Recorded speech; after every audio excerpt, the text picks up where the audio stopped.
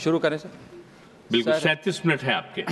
Sir मुझको विश्वास है कि आप समय पे समाप्त करेंगे। हाँ जी, बिल्कुल करेंगे सर। सबसे पहले तो सर आपका धन्यवाद कि आपने यूनियन बजट 2025-26 पर आम आदमी पार्टी की ओर से मुझे बात रखने का मौका दिया।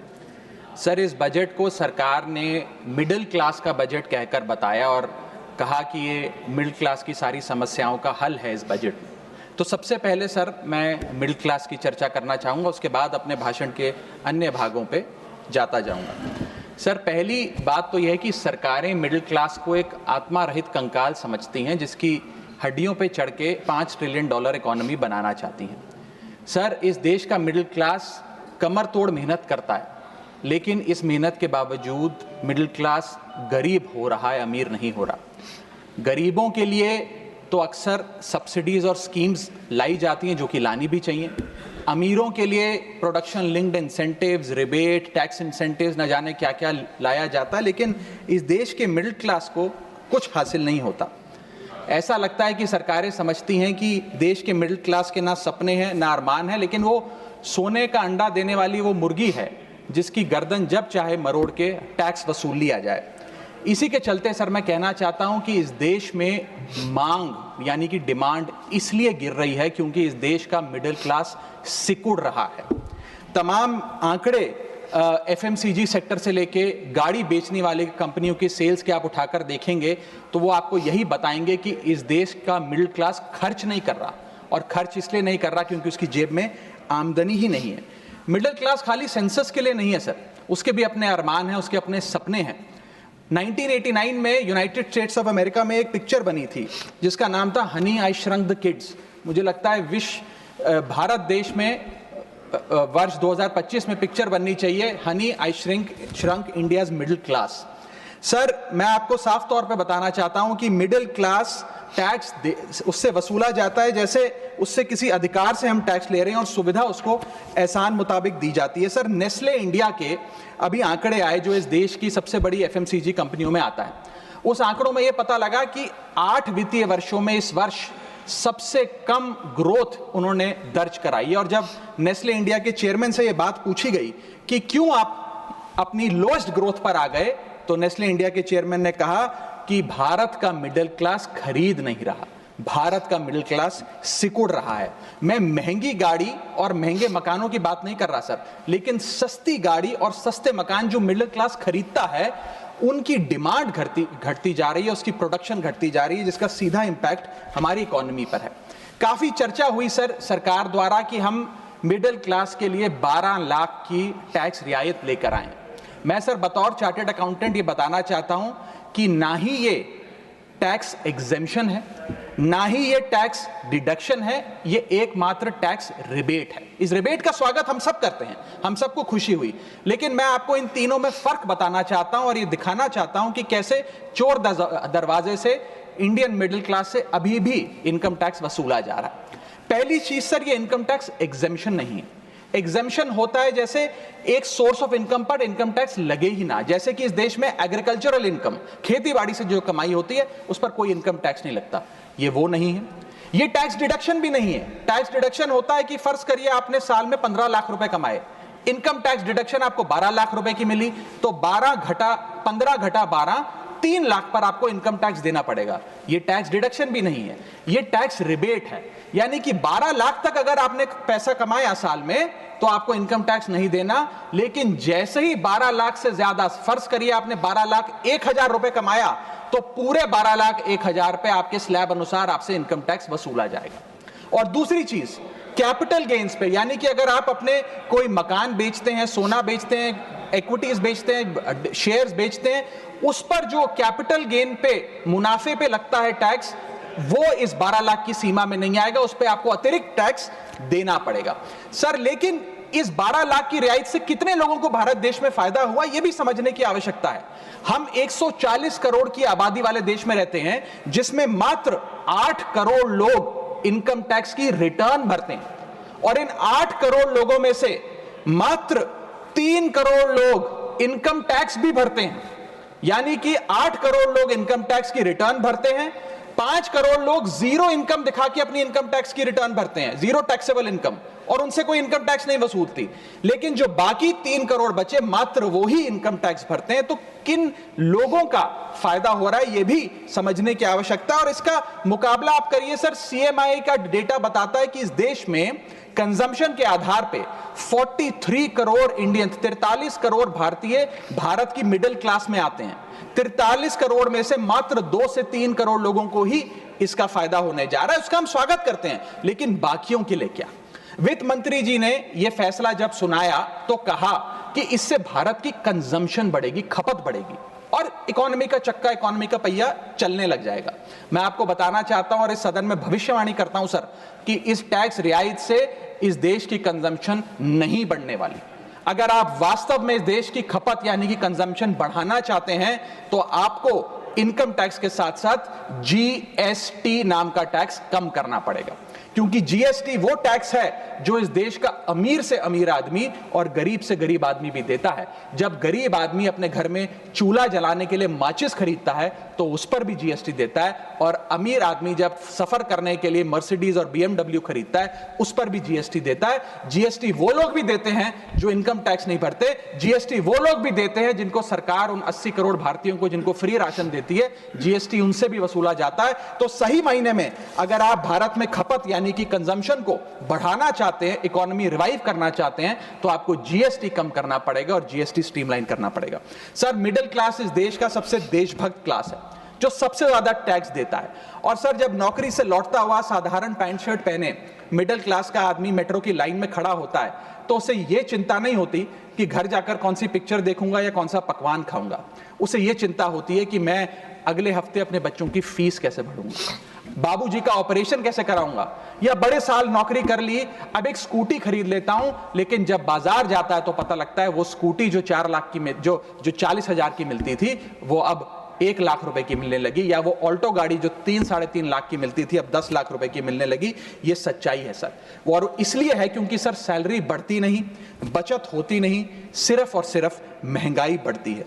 और सर, मैं ये भी आपको बताना चाहूंगा, रिपोर्ट्स बताती है, इकोनॉमिक सर्वे ऑफ इंडिया बताता है कि सैलरी औसतन मात्र 3% बढ़ी है पिछले वित्तीय वर्ष में, जबकि food inflation 10%, health care inflation 15% और कंज्यूमर प्राइस इन्फ्लेशन और न जाने कितनी इन्फ्लेशन तो इनसे कहीं ज्यादा ऊपर आंकड़ों पर आज मंडरा रही है, लेकिन उसके मुकाबले सैलरी मात्र 3% बढ़ी है। सर, देश का मिडिल क्लास एक बहुत बड़े डेट ट्रैप में भी फंसने जा रहा है। मैं ये भी भविष्यवाणी आज करना चाहूंगा, क्योंकि भारत का household debt to GDP ratio आज 40% पे खड़ा हो गया। सरल भाषा में बताऊं तो भारत के मिडिल क्लास परिवार आज रोजमर्रा के जीवन के लिए, अपने डेली एक्सपेंसेस के लिए लोन लेने पर मजबूर हो गए हैं, चाहे वो पर्सनल लोन हो, चाहे वो क्रेडिट कार्ड के जरिए हो, या चाहे वो अन्य प्रकार से फाइनेंशियल इंस्टीट्यूशन से ब्याज पर पैसा लेना हो। यानी कि जो सैलरी 1 तारीख को आती है वो पहले ही आपके रोजमर्रा के जीवन में जो आपने खर्चा करने के लिए ब्याज पर पैसा लिया हुआ है उसके भुगतान में लग जाती है, और इंडिया का मिडिल क्लास एक डेट ट्रैप में फंसता जा रहा है। ये लोन कोई मकान बनाने के लिए या दफ्तर खरीदने के लिए या एसेट क्रिएशन के लिए नहीं है, ये day to day expenses meet करने के लिए, जो भारत के मिडिल क्लास को एक डेट ट्रैप में खड़ा करता जा रहा है। सर, सैलरी तो 7 तारीख को आती है महीने की, लेकिन 1 तारीख को मकान मालिक आ जाता है दरवाजे पे दरवाजा खटखटाने की किराया दो, और सारी उम्र काम करने के बाद एक मिडिल क्लास का आदमी सोचता है कि अंत में रिटायरमेंट के समय एक छोटा सा अपना मकान, जमीन खरीद के मकान बनाऊंगा।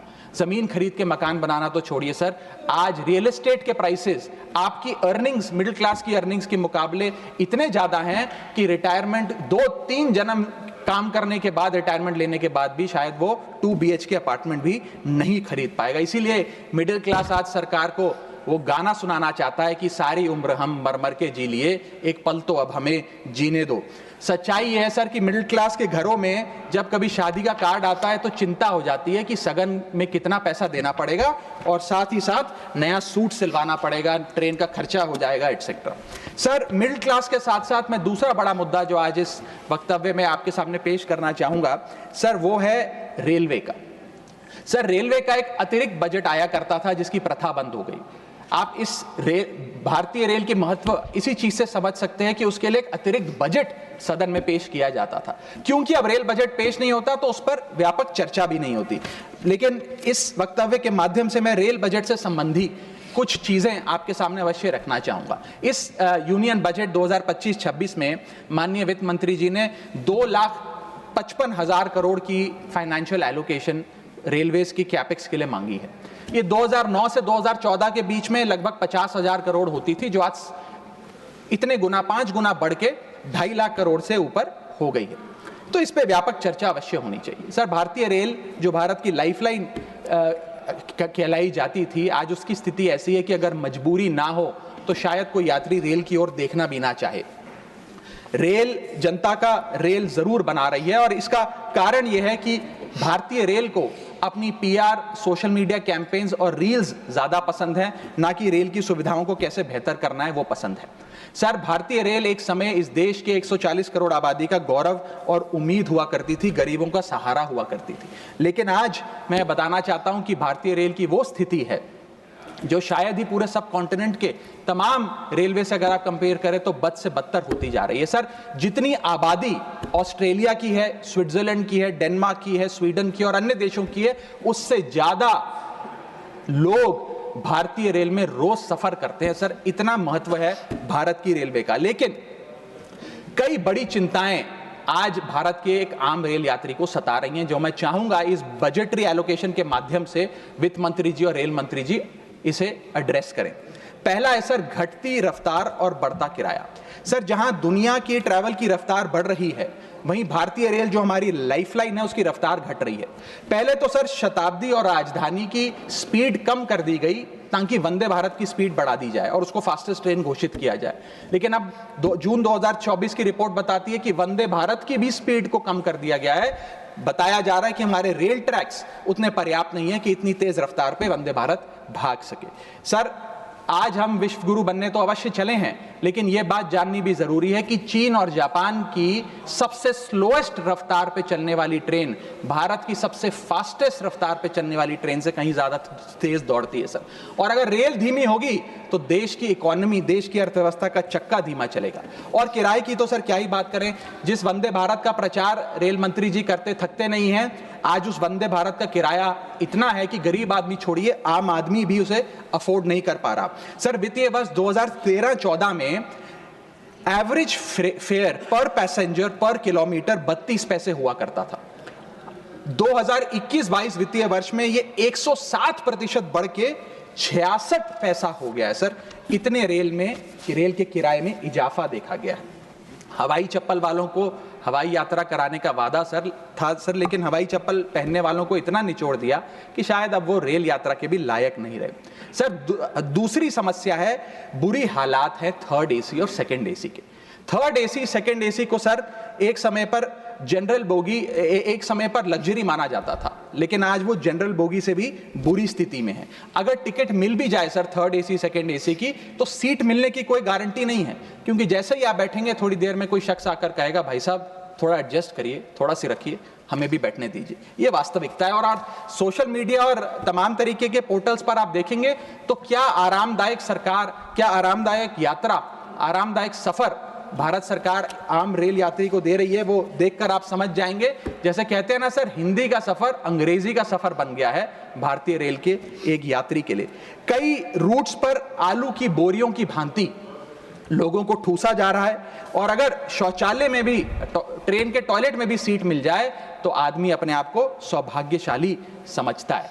सर, जहां भेड़ बकरियों की तरह भोले भाले लोगों को ट्रेन में ठूसा जा रहा है, पूरी टिकट लेकर सुविधा के नाम पे सिर्फ धक्का दिया जा रहा है, और सर हमारे देश के भोले भाले आम आदमी इसको अपनी किस्मत समझकर स्वीकार कर लेते हैं। सर, मैं तीसरी बड़ी रेल समस्या जो कि है मिसमैनेजमेंट, अव्यवस्था, उस पर आपका ध्यान आकर्षित करना चाहूंगा।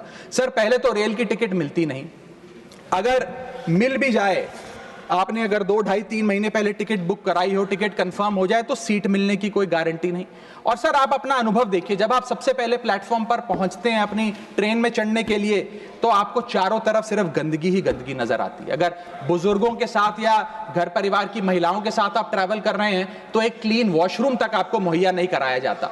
और हालात यह है कि लोग मजबूर हैं प्लेटफॉर्म पर अखबार बिछाकर सोने के लिए, और वेटिंग एरिया के नाम पर तो सर सिर्फ एक नेम प्लेट, एक बोर्ड लगा नजर आता है और कुछ नहीं नजर आता। तो सर ट्रेन पे चढ़ने से लेकर ट्रेन पे उतरने तक की एक बड़ी लंबी फहरिस्त है अव्यवस्था की। यहां तक कि सर आज जब इस ठंड के मौसम में एक यात्री एक लंबा सफर तय करता है ट्रेन में और सोचता है कि थोड़ा आराम कर लूं, कंबल चादर खोल के ओढ़ने का प्रयास करता है, तो उस कंबल चादर से इतनी बदबू आती है, इतनी दुर्गंध आती है, और उसके जवाब में रेल मंत्री और रेल मंत्रालय बताता है कि हम महीने में 1 बार कंबल धोते हैं। महीने में 1 बार कंबल धोएंगे तो सर सुगंध आएगी कि दुर्गंध आएगी, मैं चाहूंगा कि सरकार इसका फैसला ले। हाइजीन रिलेटेड कंप्लेंट्स में पिछले 2 वित्तीय वर्षों में 500% का इजाफा हुआ है। ये दिखाता है कि हाइजीन स्टैंडर्ड्स को कितना कॉम्प्रोमाइज करती जा रही है हमारे देश की रेल। और सर अगर प्लेटफॉर्म पे भूख लग जाए तो आपको पानी वाली चाय, गंदे तेल में तले समोसे और छोले भटूरे अवश्य मिल जाएंगे। और इसी के साथ साथ अगर आपने IRCTC का खाना बुक किया हो और रेल विभाग आपको खाना दे, तो जब वेज थाली आप मंगाएंगे तो उसमें आपको कॉम्प्लीमेंट्री मच्छर, कॉकरोच और कीड़े मकोड़े भी नसीब हो सकते हैं। जब आप वेज थाली ऑर्डर करेंगे और ये आपको नसीब नहीं होंगे तो सूखी रोटी, कच्चे चावल और पानी जैसी दाल तो अवश्य मिलेगी। सर महाकुंभ को लेकर कई आयोजन बड़े बड़े किए गए और कहा गया कि भारतीय रेल बड़ी सक्रिय होकर महाकुंभ का आयोजन कर रही है। मैं बताना चाहूंगा कि प्रयागराज का रेलवे स्टेशन और आसपास के कई रेलवे स्टेशन को बंद करना पड़ा क्योंकि सरकार क्राउड मैनेजमेंट नहीं कर पाई। और कहां पर ये स्पेशल ट्रेन चल रही है महाकुंभ के लिए, मैं पूछना चाहूंगा कोई व्यक्ति है जिसके पास एक स्पेशल ट्रेन की कंफर्म टिकट है सर?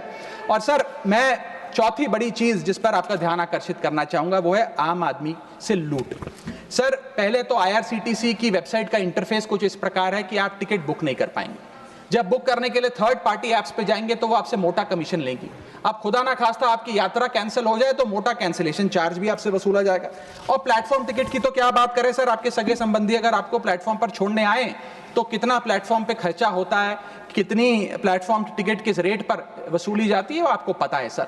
और हालात ऐसे हैं कि वहां पर बिस्लरी का पानी आप प्लेटफॉर्म पर खरीदिए तो बिलसेरी का नकली पानी आपको दिया जाता है। ऐसे ऐसे ब्रांड्स के चिप्स, चॉकलेट्स, बिस्किट्स और पानी दिया जाता है जिन ब्रांड्स का आपने कभी नाम नहीं सुना। सर 5वीं समस्या है ज्यादा से ज्यादा नॉर्मल ट्रेन चलाने की आवश्यकता। सर बुलेट ट्रेन और वंदे भारत से ज्यादा किफायती यात्रा नॉर्मल ट्रेन में हो जाए तो देश का आम आदमी खुश हो जाएगा। आज इस भीषण महंगाई और भयंकर बेरोजगारी का आलम कुछ इस प्रकार है कि लोगों के पास समय ही समय है लेकिन पैसा नहीं है। भले ही आप आधा 1 घंटा रफ्तार धीमी कर दें लेकिन 2000 रुपए में मिलने वाली टिकट को ट्रेन की 500-600 रुपए कर दें तो आम आदमी का बहुत भला हो जाएगा। सर इसी के साथ साथ मैं बुजुर्गों की बंद हुई सब्सिडी पर भी आपका ध्यान आकर्षित करना चाहूंगा। 2020 में सरकार ने बुजुर्गों को मिलने वाली रेल टिकट पर जो सब्सिडी थी वो बंद कर दी, जिसके चलते सरकार ने काफी ढोल बजाकर कहा कि वित्तीय वर्ष 22-23 में उन्होंने 2242 करोड़ पैसे 150 मिलियन सीनियर सिटीजन से वसूल किए हैं, यानी कि 2200 करोड़ की रेलवे की इनकम में इजाफा हुआ। अब बताइए सर, क्या हम अपने बड़े बुजुर्गों की हड्डियां निचोड़कर भी पैसा वसूलेंगे? पूरी जिंदगी भर काम करने के बाद एक सीनियर सिटीजन सोचता है कि रिटायरमेंट के बाद तीर्थ करने जाऊंगा, धार्मिक स्थानों पे जाऊंगा, लेकिन आज हम ये सब्सिडी बंद करके उन पर महंगाई का एक बड़ा बर्डन डाल रहे हैं। मैं वित्त मंत्री जी को और रेल मंत्री जी को कहना चाहूंगा कि अगर ये बड़े बुजुर्ग तीर्थ यात्रा पे जाएंगे तो शायद आप ही के लिए दुआएं मांगेंगे। सर इसी के साथ साथ मैं रेल और जनता की सुरक्षा, ये मेरा आखिरी पॉइंट है सर, इसके टुवर्ड्स भी आपका ध्यान आकर्षित करना चाहूंगा। सर पहले सुरक्षित यात्रा की गारंटी हुआ करती थी, आज कोई गारंटी नहीं। रेल मंत्री कहते हैं हमने कवच सिस्टम नाम का एक नया सिस्टम लागू किया है जिससे अब रेल दुर्घटनाएं बंद हो जाएंगी। सर क्या 1 महीना भी ऐसा बीता कवच सिस्टम लागू होने के बाद जब रेल दुर्घटना का कोई समाचार हमारे पास नहीं आया? सर बीते 5 सालों में 200 से ज्यादा रेल एक्सीडेंट्स हुए हैं जिसमें 400 से ज्यादा लोगों की मौत और अनगिनत लोग इंजर हुए हैं। CAG की वर्ष 2000 जो अभी रिपोर्ट आई वो बताती है कि वित्तीय वर्ष 2018 से 2021 के भीतर जितनी भी ट्रेन एक्सीडेंट्स हुए उसका 75% कारण लैक ऑफ ट्रैक मेंटेनेंस, यानी कि रेल ट्रैक की मेंटेनेंस में जो कमी है उसकी वजह से रेल की दुर्घटनाएं हो रही हैं। हम ये हाउस 2.5 लाख करोड़ रुपए सैंक्शन करने जा रहा है भारतीय रेल को। मुझे उम्मीद है कि कम से कम ट्रैक मेंटेनेंस तो ठीक ठाक तरीके से रेलवे विभाग कराएगा। सर, इसी के साथ साथ जितनी भी ये समस्याएं बताई गई हैं, अगर रेल मंत्री रील से ज्यादा रेल पर ध्यान दे तो अवश्य इसका इलाज हो जाएगा। मैं 4 पंक्तियां एक आम रेल यात्री के अनुभव को एक्सप्लेन करते हुए आपके सामने पढ़ना चाहूंगा। सर, अजब गजब चल रहा है रेल का खेल, हमेशा गाड़ी लेट तो कहीं ब्रेक फेल, महंगी टिकट के बाद भी सीट मिलने की आस नहीं, सुरक्षित पहुंच जाएं इस बात पर विश्वास नहीं, भिड़ रहे हैं ट्रेनें, मर रहे हैं लोग, रेल मंत्री लगा रहे हैं अमृतकाल का भोग, बुकिंग से लेकर टिकट कैंसिलेशन तक दर्जनों टैक्स का जाल, भेड़ बकरियों की तरह ठूसे जा रहे हैं लोग, कैसे मनाएं अमृतकाल, बेरोजगारों के देश में हो रही है बुलेट ट्रेन की बात, सरकार कैसे समझेगी आम आदमी के मन के जज्बात, रेल मंत्री को रेल नहीं रील पसंद है, टिकट के नाम पर मनमाना बिल पसंद है, खाना मांगने पर मिलता है कॉकरोच, छिपकली और मच्छर, इतना बदहाल हो चुका है हमारी लाइफलाइन का स्ट्रक्चर, आखिर कैसे सुधरेगी व्यवस्था, कैसे बदलेंगे हालात, सरकार समझने को तैयार नहीं आम आदमी के जज्बात। सर, मैं अपने अगले भाग में आपका ध्यान आकर्षित करना चाहूंगा, जो new administration United states of America में आई है उसका क्या इकोनॉमिक आर्थिक इंपैक्ट भारतीय अर्थव्यवस्था पर पड़ने जा रहा है। सर, पहले तो 4 फरवरी 2025 को अमेरिका की सेना का एक माल ढोने वाला बड़ा विमान 104 भारतीयों को डिपोर्ट करने के लिए भारत आया। पता लगा कि उन भारतीयों के हाथ में हथकड़ियां और पैरों में जंजीरें थी, बेड़ियां बांधकर उनको लाया गया। बताया जा रहा है कि 7,25,000 ऐसे लोग हैं जो बिना दस्तावेज के भारतीय प्रवासी वहां रह रहे हैं, जिनको अब एक एक कर अमेरिका भारत वापस भेजने जा रहा है। सर, हम चले तो विश्व गुरु बनने थे, वहां अमेरिका ने अपनी मिलिट्री लगाकर हजारों लोगों को डिपोर्ट करना शुरू कर दिया है। मैंने सर किसी बांग्लादेश, पाकिस्तान या श्रीलंका के नागरिक को डिपोर्ट होने की खबर तो नहीं पड़ी, लेकिन भारतीयों के साथ जो अमानवीयता हुई वो जरूर उसकी खबर पड़ी। सर, मैं ये स्पष्ट करना चाहता हूं कि इलीगल माइग्रेशन को तो शायद इलीगल इमिग्रेशन को इस सदन में बैठा कोई भी व्यक्ति सपोर्ट नहीं करेगा, लेकिन सर जो उस नाउमीदी के शिकार रोजगार की तलाश में युवा गए, उनके साथ जो इनह्यूमन ट्रीटमेंट हुआ उसको लेकर तो हमें आवाज बुलंद करनी चाहिए। सर, 40 घंटे तक उनके हाथों और पैरों में बेड़ियां बांध के रखा गया, वॉशरूम तक नहीं जाने दिया गया। सर, इसको लेकर मुझे लगता है शायद इस देश के हर नागरिक का खून खौलता होगा। उसी के सामने इसी एग्जाम्पल के सामने हमारे पास एक और एग्जाम्पल है। इस दुनिया का एक बहुत छोटा सा देश है सर, कोलंबिया। कोलंबिया के राष्ट्रपति गुस्तावो को जब पता लगा कि अमेरिका से एक सेना का माल ढोने वाला विमान इसी प्रकार कोलंबिया के नागरिकों को जो बिना दस्तावेज के वहां पाए गए कोलंबिया छोड़ने के लिए आ रहा है, तो उन्होंने उस विमान को लैंडिंग की अनुमति नहीं दी। उन्होंने कहा कि मैं अपना विमान भेजूंगा, कोलंबिया सरकार का विमान, और पूरे सम्मानजनक तरीके से मैं अपने नागरिकों को वापस लाऊंगा। सर, वास्तव में कोलंबिया जो डटकर अमेरिका के सामने खड़ा हो गया, वो असल विश्व गुरु बना इस महीने में तो। और मैं मिनिस्टर ऑफ एक्सटर्नल अफेयर्स से भी पूछना चाहूंगा सर कि वो खुद क्यों नहीं गए इन नागरिकों को, हमारे भाइयों बहनों को रिसीव करने, क्यों हमने जहाज नहीं भेजा, अपना भारतीय वायुसेना का जहाज उनको वापस लाने के लिए। और जब हमारे पास पहले से ही सूची थी कि इन 104 भारतीयों को डिपोर्ट किया जा रहा है, तो हमने इसके खिलाफ प्रोटेस्ट क्यों नहीं किया? क्या अमेरिकी दूतावास से किसी को बुलाया, किसी से चर्चा करी, अपना विरोध दर्ज कराया? और अंत में सर, गुजरात, उत्तर प्रदेश, महाराष्ट्र, पंजाब और हरियाणा, इन तमाम राज्यों के ये लोग थे जो आए, लेकिन प्लेन को न जाने किस कारणवश अमृतसर में उतारा गया। मैं चाहूंगा इस विषय पर भी, इस स्ट्रैटेजिक डिसीजन पर भी माननीय विदेश मंत्री जी ध्यान आकर्षित करें सदन का। सर, क्या आपने कभी सुना है कि स्विट्जरलैंड का कोई नागरिक, डेनमार्क का कोई नागरिक, ब्रिटेन का कोई नागरिक, नीदरलैंड का कोई नागरिक डंकी रूट के माध्यम से अमेरिका गया हो नौकरी की तलाश में? नहीं सुना होगा सर। भारतीय ही क्यों मजबूर है डंकी रूट के माध्यम से अमेरिका पहुंचकर वहां पर मेहनत मजदूरी, छोटी मोटी लेबर का काम करने के लिए? वो इसलिए सर क्योंकि इस देश में तमाम सरकारों ने हमारे देश के युवा को बेरोजगार रखा। वादा तो था सर 2 करोड़ नौकरियां देने का, लेकिन वो 2 करोड़ नौकरियां दे नहीं पाई सरकार। शायद लैक ऑफ अपॉर्चुनिटीज और अनएम्प्लॉयमेंट के चलते लोग अमेरिका जाने को मजबूर हो गए। मैं बताना चाहूंगा सर, आप इसको इस परिप्रेक्ष्य में भी देखने की कोशिश करें कि अमेरिका के सबसे पिछड़े राज्यों में एक राज्य है मिसिसिपी जो आता है। मिसिसिपी राज्य में अमेरिका की सबसे लोएस्ट पर कैपिटा इनकम है।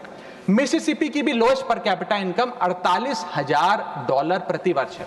उसका मुकाबला करिए सर, कंपेयर करिए भारत की पर कैपिटा इनकम से।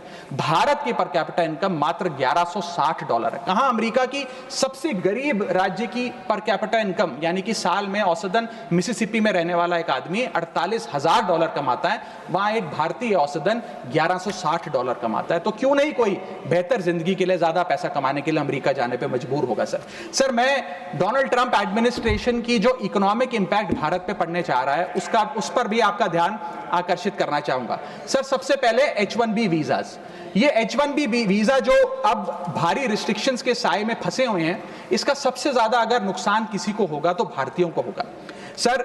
वर्ष 2023 में 3,86,000 H1B वीजा एप्लीकेशन अमेरिकी सरकार को आई, जिसमें से 72% एप्लीकेशन भारतीयों की थी। यानी कि अगर H1B मुश्किल होगा तो सबसे ज्यादा मार भारत के स्किल्ड लोगों को पड़ेगी। दूसरा, स्ट्रिक्टर H1B वीजा, अगर स्ट्रिक्टर H1B वीजा होगा और H1B वीजा वालों के वेज में मॉड्यूलेशन करी जाएगी, उसके चलते तमाम वो कंपनियां जो भारतीयों को रोजगार देती हैं अमेरिका में, वो भारतीयों को निकाल कर लोकल अमेरिकन को जॉब्स देंगी, जिसके चलते बहुत बड़ी बेरोजगारी की फौज, हिंदुस्तानियों की फौज परेशान हो जाएगी, भारत वापस आने को मजबूर हो जाएगी।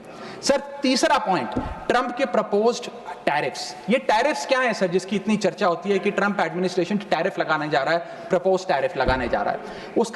उसका सरल मैं एक उदाहरण के माध्यम से आपको समझाना चाहूंगा। टैरिफ को आप एक इंपोर्ट ड्यूटी के चश्मे से भी समझ सकते हैं। मान लीजिए अमेरिका में बैठा एक बायर हिंदुस्तान के एक मैन्युफैक्चरर से एक शर्ट खरीदता है 100 रुपए की। आज वो शर्ट उसे 100 रुपए की पड़ती है, लेकिन अगर ये अमेरिका की नई हुकूमत, ट्रंप एडमिनिस्ट्रेशन 20% का टैरिफ शर्ट्स पर लगा दे, अपैरल्स पर लगा दे, तो वो 100 रुपए की शर्ट अमेरिका के बायर को 100 रुपए की नहीं 120 रुपए की पड़ेगी।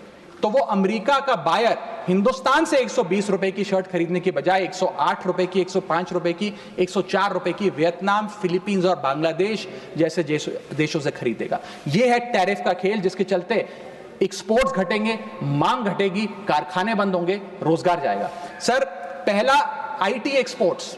भारत $245 बिलियन का सालाना आईटी एक्सपोर्ट करता है। इसका 80% export United states of America को होता है। सबसे बड़ा प्रहार आईटी एक्सपोर्ट्स पे होगा।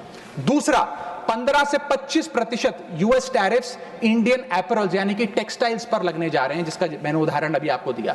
इसके चलते कॉस्ट एडवांटेज भारतीय मैन्युफैक्चरर्स की घट जाएगी, सोर्सिंग और बाइंग हिंदुस्तान से बंद हो जाएगी, और करीब करीब एस्टिमेट्स बताते हैं 2 मिलियन जॉब्स भारत की टेक्सटाइल और गारमेंट इंडस्ट्री की बंद हो जाएगी, जिसमें मेरे लुधियाने, पंजाब से लुधियाने में बहुत सारे टेक्सटाइल हब्स हैं, तमिलनाडु में है, गुजरात में, उनको सबको खामियाजा भुगतना पड़ेगा। सर इसके साथ साथ propose tariffs on Indian pharmaceuticals Donald Trump administration लगाने जा रही है। आज जितने भी pharmaceutical products, generic drugs, generic दवाइयां भारत यूएस को एक्सपोर्ट करता है, उन सब पर ये इंपोर्ट ड्यूटी लग जाएगी। मैं आपको बताना चाहूंगा 40% यूएसए की जितनी खपत है उसके 40% जेनरिक दवाइयां और ड्रग्स भारत सप्लाई करता है। तो इतना बड़ा प्रहार भारत की इंडियन फार्मा इंडस्ट्री पे होने जा रहा है, जिसके चलते रेवेन्यू लॉसेस और जॉब लॉसेस होने जा रहे हैं। तीसरा point, proposed 25% US tariff on Indian auto companies. Automobile, auto parts बनाने वाली कंपनियों पर 25% की ड्यूटी लगाने जा रही है ट्रंप एडमिनिस्ट्रेशन, जिसके चलते $14 बिलियन का ट्रेड इंपैक्ट होने जा रहा है। और इसके चलते भारत में मैन्युफैक्चर हो रही ऑटोमोबाइल्स की डिमांड घटेगी, एक्सपोर्ट घटेगा, कारखाने बंद हो गए और 10 लाख से ज्यादा लोगों की नौकरियां जा सकती हैं। सर चौथा और महत्वपूर्ण पॉइंट, एक बहुत बड़ी बेरोजगारों की फौज भारत की ऑलरेडी बेरोजगार फौज में जुड़ जाएगी। पूछिए कैसे सर? सर 7,25,000 वो लोग जो बिना दस्तावेज के रह रहे हैं, जिन्हें अमेरिका कह रहा है हम भारत भेज देंगे। 1 मिलियन वो लोग जिनका ग्रीन कार्ड अभी पेंडिंग है, उनका ग्रीन कार्ड कैंसिल हो जाएगा।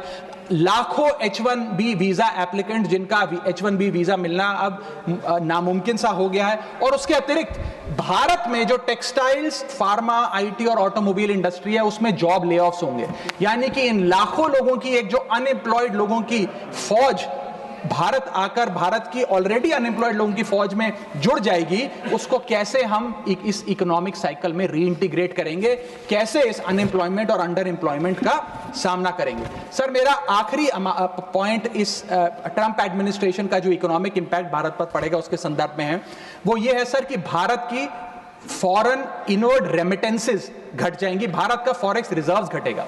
सर, वर्ष 2024 में डॉक्यूमेंटेड एंड अनडॉक्यूमेंटेड भारतीय प्रवासी भारतीय जो यूएस में रहते हैं, उन्होंने कुल मिलाकर $111 बिलियन भारत भेजे। यानी कि वहां पर जो आदमी रहता है वो कमाई करता है, वो पैसा हिंदुस्तान भेजता है ताकि हिंदुस्तान में जो उसका परिवार, बूढ़े माँ बाप, बीवी बच्चे, भाई बहन हैं, वो सम्मानजनक जीवन जी सकें। जब उनकी नौकरियां ही नहीं रहेंगी, जब वो पैसा ही नहीं कमाएंगे, तो वो क्या पैसा भेजेंगे? जब वो पैसा नहीं भेजेंगे तो भारत के फॉरेक्स रिजर्व्स घटेंगे, और फॉरेक्स रिजर्व्स घटने की वजह से रुपया और कमजोर होगा और डॉलर और मजबूत होगा। सर, भारत की कॉर्पोरेट टैक्स कलेक्शंस में 3 से 4 हजार करोड़ का नुकसान होने जा रहा है इस ट्रंप एडमिनिस्ट्रेशन के प्रपोज टैरिफ्स की वजह से, और इन्फोसिस, टीसीएस जैसी बड़ी बड़ी कंपनियां अब 80 से 90% अमेरिकी लोगों को नौकरियां देंगी। भारतीय जो H1B वीजा पे वहां काम कर रहे हैं उनको निकालने का काम शुरू होने जा रहा है। सर, जो अमेरिका कहता है वो भारत हमेशा से करता है, एक वफादार दोस्त की तरह। अमेरिका कहता है ईरान से कम तेल खरीदो, हम कम तेल खरीदते हैं। अमेरिका कहता है मुझसे वेपन्स खरीदो, हम डिफेंस हेलीकॉप्टर्स उनसे खरीदते हैं। अमेरिका कहता है फलाना फलाने देश पे मैंने सैंक्शन लगा दिया, इस पे रिस्ट्रिक्शंस लगा दी, इससे आप अपना व्यापार बंद कर दो, हम व्यापार बंद कर देते हैं। अमेरिका कहता है रशिया से डिफेंस एयर सिस्टम ना खरीदो, हम उसे निलंबित कर देते हैं। लेकिन उसकी इन सारी चीजों को मानने और एक वफादार दोस्त होने के नाते हमने ये चीजें मानी भी, उसके बदले भारत को मिलता क्या है सर? और सर, सबसे जरूरी बात, भारत में एक बहुत बड़े वर्ग ने और खास तौर पे भारतीय जनता पार्टी के समर्थकों ने सोशल मीडिया पर कैंपेन चलाया ट्रंप को जिताने के लिए कि ट्रंप चुनाव जीत जाए। न जाने कितने ट्वीट, फेसबुक, इंस्टाग्राम, यूट्यूब पे वीडियो बना बना कर डाले कि ट्रंप जीत जाए। यहां तक कि कुछ लोगों ने तो हवन और अनुष्ठान भी किए कि डोनाल्ड ट्रंप अमेरिका के राष्ट्रपति फिर से बन जाए। लेकिन उसके बदले हमें हासिल क्या हुआ? पहला झटका जो ट्रंप एडमिनिस्ट्रेशन ने दिया सर, वो भारत को दिया। सर, इन 104 भारतीय जो वापस आए हैं, जिनकी हाथों में जंजीरें और पैरों में बेड़ियां थी, उनके लिए भी सर 4 पंक्तियां लाया हूं, गौर फरमाइएगा। सपना था कि अमेरिका जाकर कुछ कमाएंगे, ये नहीं पता था कि ऐसे बांध कर वापस लाए जाएंगे। हाथों में हथकड़ी, पैरों में बंधी रही बेड़ियां, दर्द से टूटती और चटकती रही एड़ियां, कस के बांधा जंजीरों से जैसे कोई सामान, टपकते आंसू सुनाते हैं क्रूरता की दास्तां। सपने में भी नहीं सोचा था कि ऐसा मंजर, मगर अपनों ने ही खोप दिया पीठ में खंजर। क्या बीती होगी उन पर, ये वो ही जानेंगे, उनके जख्मों को विदेश मंत्री नहीं पहचानेंगे। हर चेहरे पर लिखी है क्रूरता की कहानी, हर चेहरे पर लिखी है क्रूरता की कहानी, गुनाह सिर्फ इतना कि वो है हिंदुस्तानी। सर, अंत में मैं बस समाप्त कर रहा हूं सर। मैं आपका ध्यान आकर्षित करना चाहूंगा डीवैल्यूएशन ऑफ द इंडियन रुपी पर, कि गिरता हुआ रुपया। सर, रुपये आज ऑल टाइम लो पर है। जब मई 2014 में ये सरकार बनी थी तब $1 58 के आसपास मंडराता था। आज $1 87 रुपीज के आसपास मंडरा रहा है, which is an all time low. Sir, रुपया कोई कागज की एक टुकड़ा, कोई पीस ऑफ पेपर नहीं है, रुपया कोई करेंसी भी नहीं है। रुपया हमारी देश की प्रतिष्ठा है। करेंसी गिरती है तो देश की प्रतिष्ठा गिरती है। तमाम देश एक दूसरे देश को कितना सम्मान देना है, ये इस बात से भी तय करते हैं कि उसकी करेंसी की कितनी वैल्यू है। और अगर हमारी इंटरनेशनल पहचान कमजोर होती है तो हमारी अर्थव्यवस्था भी कमजोर होगी। सर, इसके साथ साथ जैसे जैसे रुपया गिरता है, हमारे देश में इन्फ्लेशन वैसे वैसे बढ़ती है। इसलिए क्योंकि हम बहुत सारी वस्तुएं इंपोर्ट करते हैं, तो इंपोर्टेड इन्फ्लेशन भी हमारे देश के टोटल इन्फ्लेशन का एक बहुत बड़ा हिस्सा है।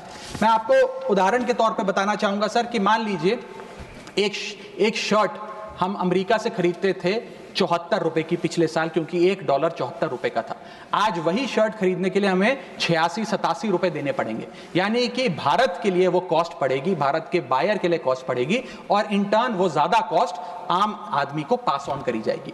सर, 5 प्रकार की इन्फ्लेशन बढ़ रही है, क्योंकि डॉलर बढ़ रहा है और रुपया गिरता जा रहा है, रुपये न्यूनतम स्तर पे आके खड़ा हुआ है। पहला है food inflation. Sir, Bharat edible oils और पल्सेस बड़ी मात्रा में इंपोर्ट करता है। भारत की खपत का 56% एडिबल ऑयल हम इंपोर्ट करते हैं और भारत की पल्सेस की कंजम्पशन का 15% क्वांटिटी हम इंपोर्ट करते हैं। जब इतनी बड़ी क्वांटिटी में हम ये चीजें इंपोर्ट करते हैं तो अगर रुपया गिरेगा, डॉलर कमजोर होगा तो हमारा फूड इन्फ्लेशन बढ़ेगा।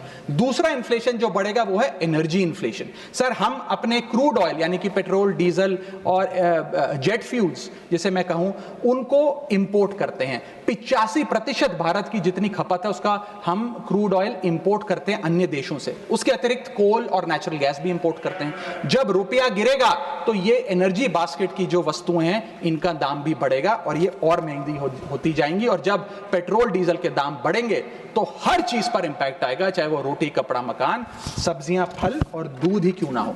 और इसी के चलते जब क्रूड ऑयल अंतर्राष्ट्रीय बाजार में घटता भी है, हम उसका लाभ अपने नागरिकों को नहीं दे पाते, क्योंकि भारत सरकार की तो जेब ढीली ही होती रहती है, क्योंकि रुपया गिर रहा है, ज्यादा रुपया हमें देना पड़ता है डॉलर खरीदने के लिए। सर, तीसरा इन्फ्लेशन जो डीवैल्यूएशन ऑफ इंडियन रुपी के चलते होगा वो है health care inflation. Bulk drugs, medical equipments और हेल्थ केयर कंज्यूमेबल्स बड़ी तादाद में अन्य देशों से भारत खरीदता है, जिसके सारे कॉन्ट्रैक्ट्स डॉलर में सेटल किए जाते हैं। इसके चलते रुपए गिरने की वजह से हेल्थ केयर के आइटम्स भी महंगे होते जाएंगे। चौथा इन्फ्लेशन है सर एजुकेशन इन्फ्लेशन। लाखों लोग, भारत के लाखों बच्चे विदेश में पढ़ाई करते हैं। माँ बाप कमाते तो रुपए में हैं, लेकिन ट्यूशन फी, अकोमोडेशन फी, लिविंग एक्सपेंसेस, ये तमाम चीजें डॉलर में खर्च करने पे मजबूर होते हैं। इसीलिए सबसे ज्यादा अगर किसी को हिट करेगा ये डीवैल्यूएशन ऑफ द इंडियन रुपी, तो उन लोगों को करेगा जो विदेश में पढ़ रहे हैं। सर, आज से 4 साल पहले एक संपन्न परिवार अगर अपने बच्चे को यूनाइटेड स्टेट्स ऑफ अमेरिका में 4 साल का अंडर ग्रेजुएशन कोर्स कराने के लिए भेजता था तो करीब करीब 1 करोड़ रुपए का खर्चा आता था। आज क्योंकि डॉलर इतना मजबूत और रुपया इतना कमजोर हो गया है, ये अमाउंट बढ़ के 2 से 2.5 करोड़ रुपए हो गया है। सर, इसी के साथ साथ मैं बताना चाहूंगा कि 5वीं बड़ी इन्फ्लेशन जो इस देश में होने जा रही है गिरते हुए रुपए के चलते, वो है electronics inflation. Sir, major electronic components Bharat import करता है। सर, समाप्त कर रहा हूं। भारत इंपोर्ट करता है। इन सारे इलेक्ट्रॉनिक आइटम्स की सेटलमेंट यूएसडी में होती है। जब रुपया गिरता है, ये सारे पदार्थ भारत में महंगे मिलेंगे, यानी कि महंगा लैपटॉप, महंगा फोन, महंगा टैबलेट, महंगा आईपैड। और इलेक्ट्रॉनिक मैन्युफैक्चरिंग यूनिट जो इलेक्ट्रॉनिक कंपोनेंट्स इंपोर्ट करते हैं इनपुट के लिए, वो भी महंगा होता जाएगा। सर, अंत में मैं बस एसबीआई की एक रिपोर्ट कोट करना चाहूंगा जो बताती है कि अगर रुपया 5% गिरता है तो भारत में इन्फ्लेशन 0.5% बढ़ती है। Direct correlation between decline of the Indian rupee and increase in the inflation. अंत में बस इतना कहूंगा सर, कई बार राजनीतिक बयान आते हैं जब रुपया गिरता है। एक मंत्री हैं, एक मंत्री, बस समाप्त सर 30 सेकंड्स, एक मंत्री रहे वाजपेयी सरकार में भी, इस सरकार में भी रहे, अब तो नहीं है खैर, लोकसभा में एमपी हैं। उन्होंने एक बयान दिया था जब रुपया गिरा था। उन्होंने कहा था, the worth of the Indian rupee against the dollar was equivalent to Rahul Gandhi's age when UPA came to power. Today it is equal to Sonia Gandhi's age and very soon it will touch Manmohan Singh's age. Sir, आज लोग वो कहाँ हैं? आज क्यों नहीं बयान देते? आज रुपए पे क्यों नहीं चिंता करते? अब कोई ध्यान क्यों नहीं देता? रुपए पर बयान क्यों नहीं देता? रुपया तो हर दिन गिर रहा है, अब कोई रुपए पे गिरते रुपए पे ज्ञान क्यों नहीं देता? ये मैं पूछना चाहूंगा। बहुत बहुत धन्यवाद। Thank you. बहुत धन्यवाद। नेक्स्ट श्री राम जी।